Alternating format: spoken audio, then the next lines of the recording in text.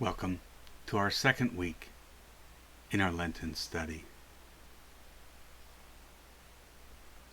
We'll begin this evening with our opening prayer. As we can read in the Psalms, Lord, you have searched me out and know me. You know my sitting down and my rising up. Psalm 139 verse 1. We ask you, Lord, to ignite the spark in us that enables us to find you as you have found us. Enable the Holy Spirit to provide us the insights to see your handiwork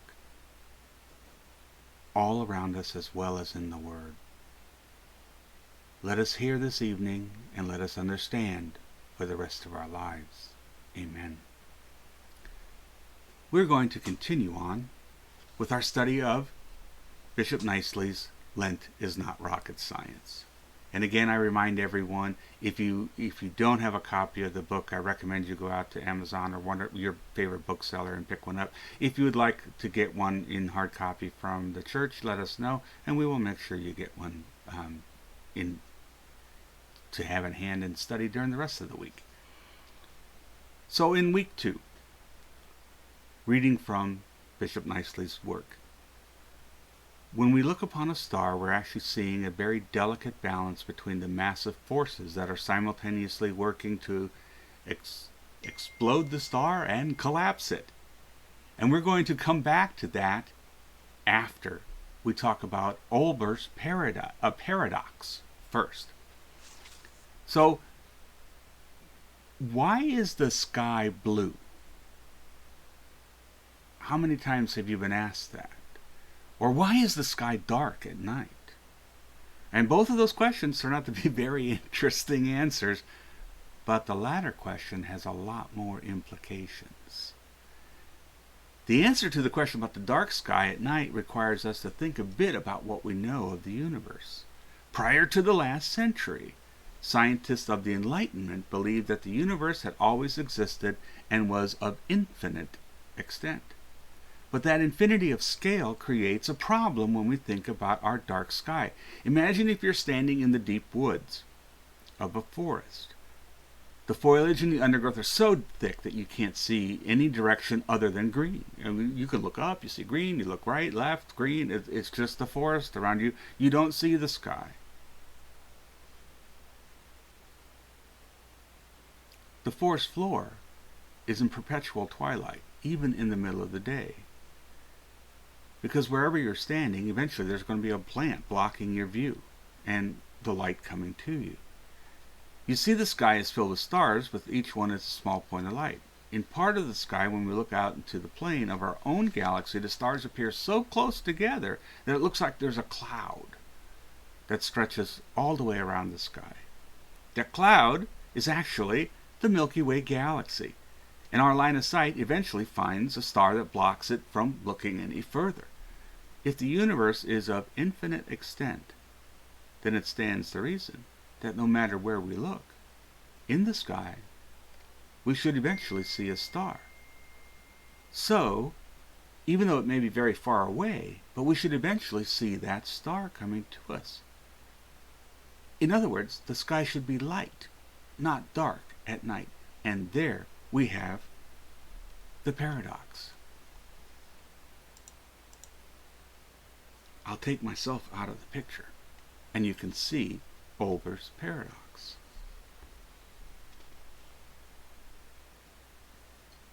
Right? So a number of scientists and philosophers have tried to work out a resolution to this contradiction from the time that Heinrich Olbers first proposed it. Interestingly enough, though, the writer Edgar Allan Poe was the first to point out to a way of solving this paradox.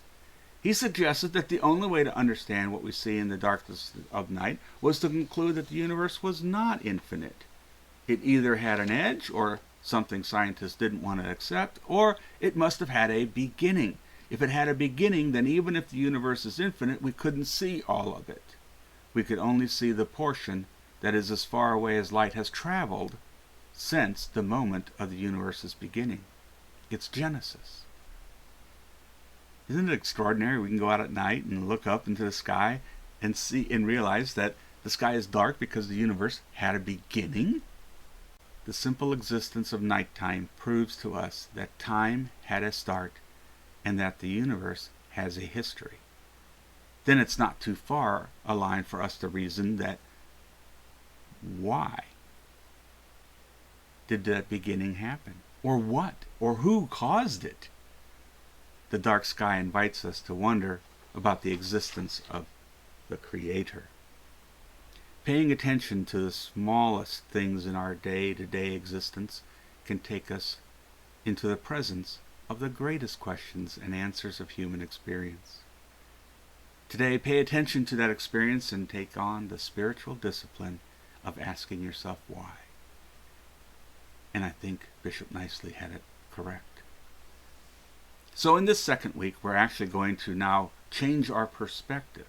Instead of being just in the entire cosmos, we're going to focus on the Milky Way galaxy. Our sun is presently in one of the arms of the Milky Way galaxy, and we can see this cloud in the night sky if you can get far enough away from city lights and things that might interfere. We make a complete revolution around the galaxy about once every 250 million years.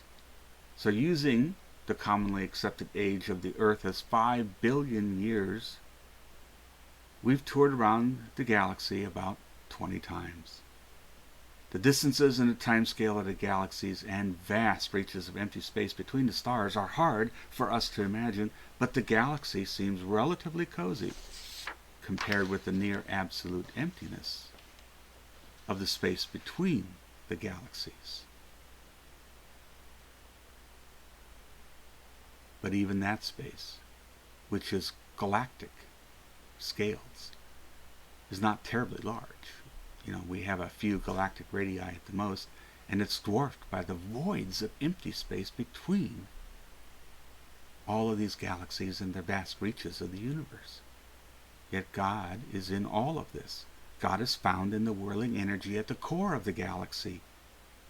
God is found in the hot stellar nurseries where new stars are formed. God is found in tombstones of dead stars. The spinning neutron star pulsars that keep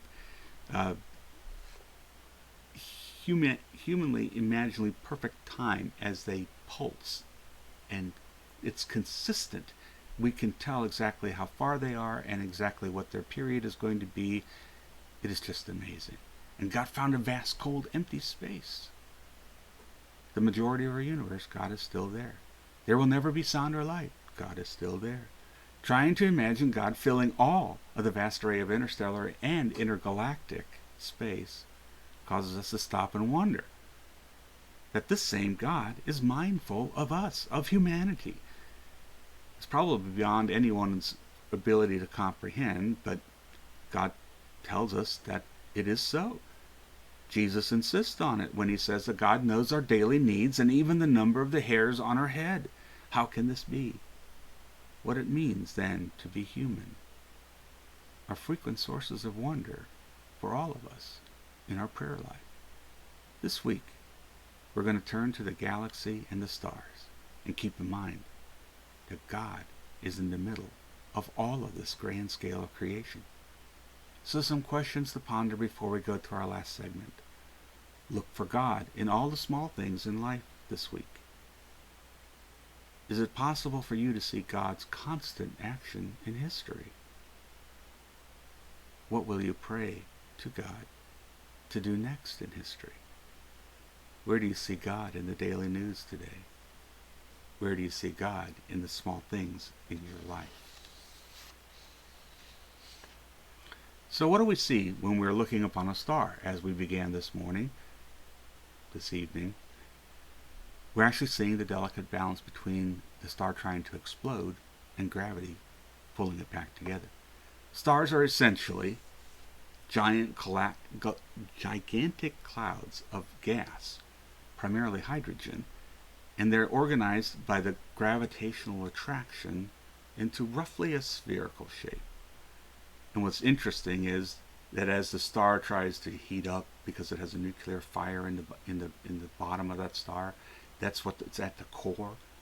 is as gravity brings all of this together, it creates a nuclear fire, and then it tries to explode out, but gravity is holding it back together, and therefore you see this roughly spherical shape. So as we're looking at that roughly spherical shape, and we're seeing the opposing forces, one trying to go out, one trying to keep it in, and how we gain stability. It's that stability that is important for us. There are similar balancing forces in our society and in our own lives that, if we cooperate with the balancing, allows us similar sorts of long-term stability. And in some ways the church is an excellent example of the balancing act, because it embraces the idea that what we say in words doesn't have a common meaning. Even though we all speak the same language, we don't have a common meaning to our words, which causes frustration, which causes forces to go out. And yet at the same time, we are trying to draw together as Christians. So when you look upon a star, try not to see just the fantastic light that is shining across time and space. Try also to see the reminder that we have found a healthy balance in both our physical and our spiritual lives. And finally, let's talk about big bright stars and small dim stars, because this might be quite interesting for you. The bigger the cloud of hydrogen gas, the more mass it contains. And the more mass, the stronger the gravitational attraction is. And the stronger the attraction, the more quickly the cloud of gas collapses, heats up, starts to burn. And it's kind of a paraphrase of Jesus' words. To those stars who have much, more will be given. Because the larger the mass, the stronger the gravity, the effect of having a nuclear fire at the core of that star, it burns more efficiently. And because it burns more efficiently, it's going to exhaust its fuel a lot faster than those that don't burn as efficiently. So this big bright star that has everything given to it isn't going to last as long as that smaller dim star. Because the little stars have much different kind of life. One, the gas cloud from which they form is relatively small. It takes a lot of time to collapse it. There's not much matter there, and if it moves or is stirred up in any way, it takes longer for that core to form, and for the cloud to get enough critical density to create one of the nuclear reactions, and for the star to start to shine. Because it's smaller and the pressure of the center is less, the fires are less intense, the stars are cooler, they tend to be redder. The red stars have managed to sputter along for a very long time, whereas the giant blue star might only live 250 million years. That small red star, we have seen some that we estimate are the same age as the universe itself, about 14 billion years, and we expect their lifespan to be about 50 billion years. So 250 million years for those big bright stars, 50 billion years for the ones that we can not even see from Earth. The big blue stars attract all the attention. They shine so brilliantly, they become beacons visible to everywhere in the galaxy. And in some cases you can see them in far off distant galaxies.